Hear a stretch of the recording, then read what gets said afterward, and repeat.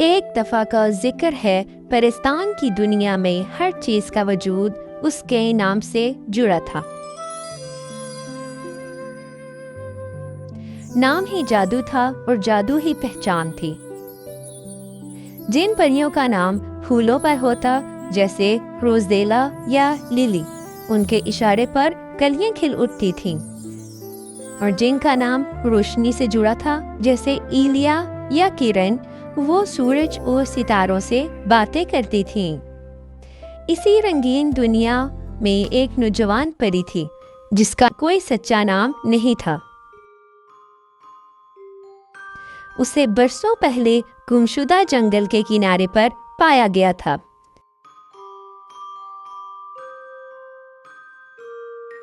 उसके पास ना कोई कहानी थी, ना कोई पहचान। इसलिए सब उसे बस नम कहकर बुलाते थे, जिसका मतलब था बेनाम या गुमनाम। नम का जादू भी उसके नाम जैसा ही था, कमजोर, अधूरा और बेमकसद। जहां दूसरी परियां हवा में खूबसूरत नक्श बनाती थीं, नम की कोशिश से सिर्फ चंद शरारे निकलते और बुझ जाते।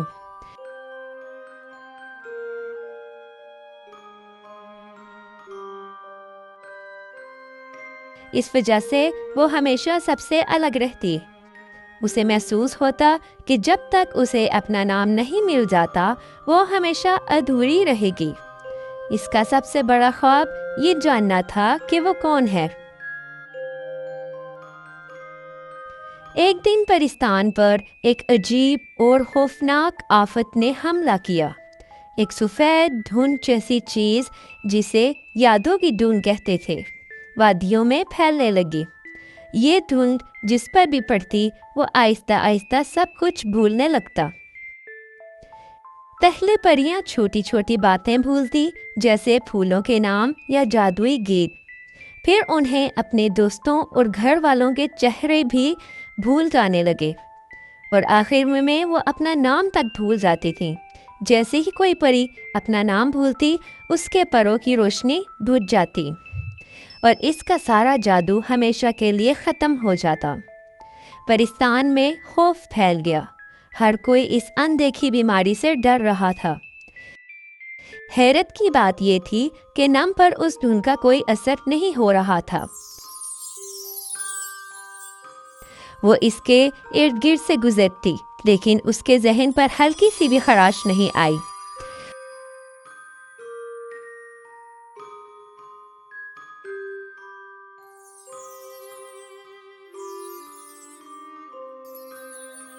इसको बाद में एहसास हुआ क्यों धुंध लोगों से उनकी पहचान छीनती थी, लेकिन नम के पास तो खोने के लिए कोई सच्ची पहचान ही नहीं थी।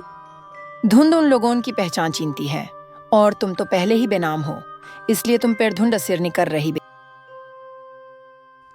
इसकी सबसे बड़ी कमजोरी उसका बेनाम हो जाना अनजाने में उसकी ढाल बन गई थी।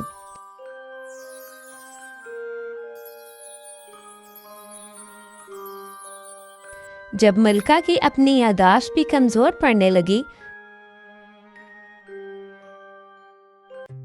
तो उन्हें उस बेनाम परी के बारे में बताया गया, जो उस धुन से महफूज हो गई थी।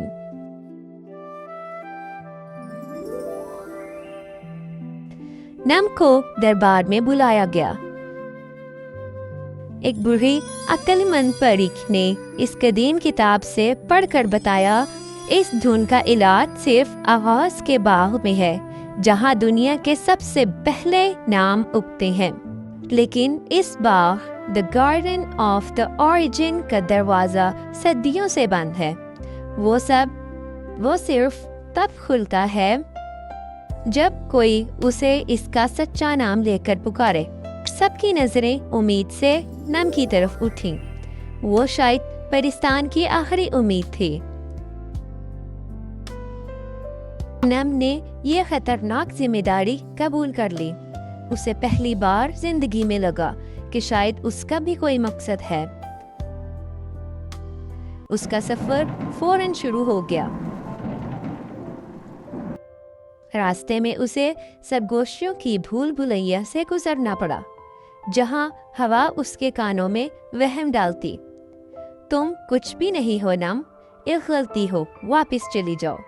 लेकिन नम ने अपने दिल में सोचा, शायद मैं कुछ ना हूँ, लेकिन मेरे पास खोने के लिए भी तो कुछ नहीं है। ये सोचकर वो आगे बढ़ती गई। आखिर में वो एक अजीम पुराने दरवाजे के सामने पहुंची। ये आगाज के बाग का दरवाजा था। उस पर लिखा था, मेरा नाम बताओ और मैं खुल जाऊंगा। नम ने हर मुमकिन नाम लेने की कोशिश की। उसने फूलों, सितारों, मौसमों और यहाँ तक के परिस्तान के पहले बादशाह का भी नाम लिया, लेकिन दरवाज़ा बंद रहा। उसे अपने पीछे यादों की धुन का दबाव महसूस हो रहा था। वो हारने लगी थी। आखिर में थक कर मायूस होकर वो दरवाजे के सामने बैठ गई। उसने सोचा, मैं होती कौन हूँ इसे खोलने वाली? मेरे पास तो कोई पहचान ही नहीं है। और फिर उसने अपने आप से एक टूटी हुई आवाज में सरगोशी की, मैं बस नम हूँ। जैसे ही उसने ये अल्फाज कहे, दरवाजे में से एक गहरी नरम रोशनी फूटी। पत्थर पर लिखे हरूफ चमकने लगे। एक आवाज गूंजी जो किसी बुजुर्ग की तरह मेहरबान थी। एक नाम वो नहीं जो तुम्हें दिया जाए। आवाज ने कहा, एक सच्चा नाम वो है जो तुम अपनी अमल से कमाओ। तुम जो बेनाम हो गए, सबके नाम बचाने आई हो। तुमने इस दरवाजे को खोलने का हक हासिल कर लिया है। नम की आंखें हैरत से फैल गईं। दरवाजा आहिस्ता आहिस्ता खुल गया। अंदर का मंजर जन्नत जैसा था।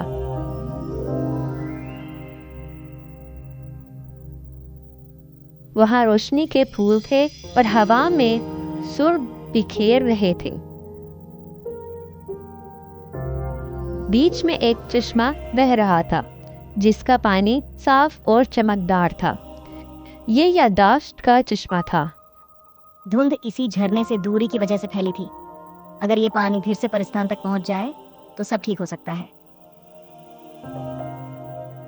उसने एक प्याले में पानी भरा और फौरन परिस्थान की तरफ वापस दौड़ी। ये पानी हर उस परी तक पहुंचे जिसका नाम धुंध में खो गया। जब वो वापस पहुंची, उसने वो पानी हवा में उछाला। पानी के कतरे रोशनी बनकर पूरे परिस्थान पर बरस गए। जहां जहां वो रोशनी गिरी, यादों की धुन खत्म होती गई। परियों को अपने नाम, अपनी यादें और अपना जादू वापस मिल गया।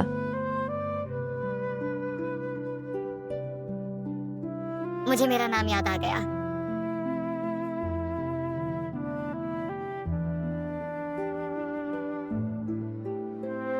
और मुझे अपनी माँ के गीत।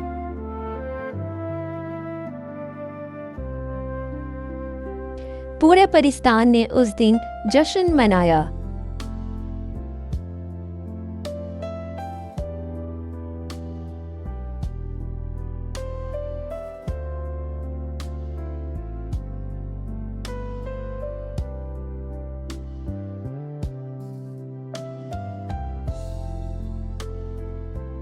मलिका ने नम को अपने पास बुलाया। तुमने हम सबको बचाया है, उन्होंने कहा। तुम अब नम या बेनाम नहीं हो। अपनी बहादुरी और साफ दिल की वजह से आज से तुम्हारा नाम होगा अनामिका, जिसका मतलब है वो जिसकी कोई मिसाल ना हो। जैसे ही नम ने अपना नया नाम सुना, उसे पहली बार अपने अंदर कुव्वत का एहसास हुआ। उसके परों से एक साफ और सुनहरी रोशनी निकली। उसका जादू अब मजबूत और पुरयकीन था। अनामिका ने आखिरकार अपनी सच्ची पहचान पा ली थी, ना किसी पुरानी कहानी में, ना किसी खानदान में, बल्कि अपने ही सफर और अपने ही फैसलों में।